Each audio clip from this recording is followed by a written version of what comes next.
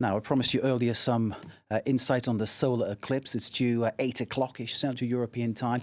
It'll vary depending on where you are. Let's show you some of the images we have so far from places such as Iceland. We've got, I think, Spain in the equation too. The images will come up on screen any second now. There you go, as promised.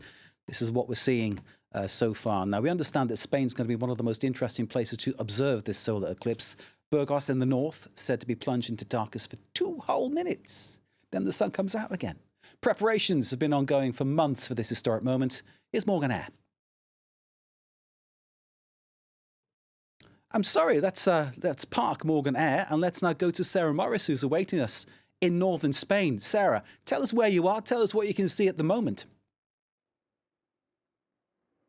Well, I'm in central northern Spain, in Segovia, about an hour from Madrid, because there's a huge swathe of territory where this total eclipse it can be seen in all its glory tonight.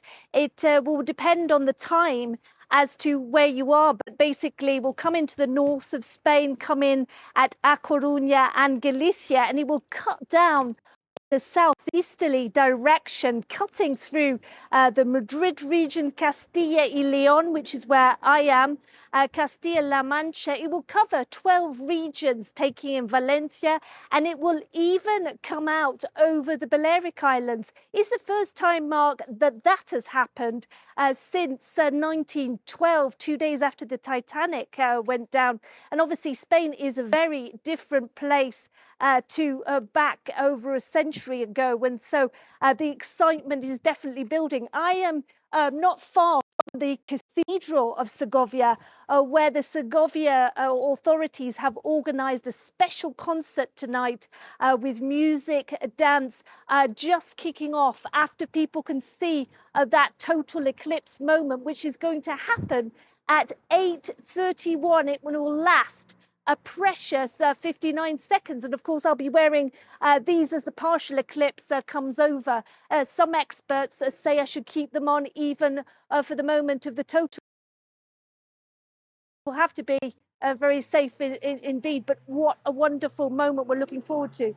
Absolutely fantastic stuff. Put those glasses on for us, Sarah, because I want people to see exactly what you're talking about, what is needed to protect your eyes. Just pop them on. So, Sarah, they're modelling what could be a pair of glasses. Why is it so important to have these eye protectors, Sarah? Keep them on and tell us why, please. Because if you look at the sun, during that partial eclipse, basically your retina could be damaged and badly damaged. You might not feel the pain at the actual time, but the damage could be irreparable, and that's why utterly important that for looking at that partial eclipse, you have these glasses on, and that they're also a regulation. There were a few sets of glasses that were sold in Spain, and actually they were too dark, which people, the authorities felt would encourage people to withdraw them to check that they were all right. And so, of course, those ones have been pulled from the market. OK, so ordinary sunglasses not recommended. It's the glasses that you've got hold of which are regulation, which are needed. And thank you, Sarah, for that explanation. And thank you for modelling them for us. I think it's important that people see precisely what we're talking about. Sarah, enjoy the eclipse. We'll be talking to you later, I know. Thank you for that insight into what's happening there. Sarah Morris in Spain, where the eclipse is expected to be best seen. Many people heading towards there for that. And of course, we'll bring you it all as it happens. Stay with us here in France 24.